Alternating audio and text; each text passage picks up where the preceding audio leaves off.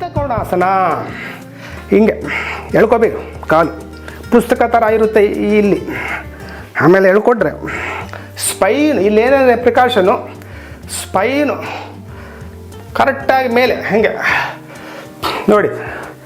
ಇಲ್ಲಿ ಎಷ್ಟು ಟೈಮ್ ಮಾಡಬೇಕು ಅಂತ ಏನಿಲ್ಲ, ನಿಮಗೆ ಶಕ್ತಿ ಈ ಥರ ಎಳ್ಕೊಳ್ಳಿ, ಮುಂದಕ್ಕೆ ಎಳ್ಕೊಳ್ಳಿ ನೀವು. ಇದು PCOD, PCR, ಗರ್ಭಕೋಶ, ಆಮೇಲೆ ಪೋಸ್ಟ್ರೇಟ್, ಫ್ರೀಕ್ವೆಂಟ್ ಯೂರಿನೇಷನ್ ಪ್ರಾಬ್ಲಮ್ಸ್ ಎಲ್ಲ ಹೋಗ್ತವೆ ರೀ.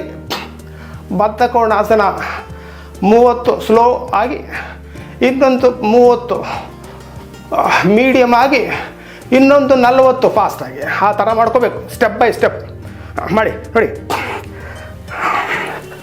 ಮಾಡ್ತಾಯಿದ್ದೆ ಪೂರ್ತಿ ಬದ್ಧ ಕೋಣಾಸನ, ಅದ್ಭುತ ಆಸನ. ಅಪಾನವಾಯು ಆಮೇಲೆ ಕೆಳಗಡೆ ಇರುತ್ತೆ ಮೂಲಾಧಾರ.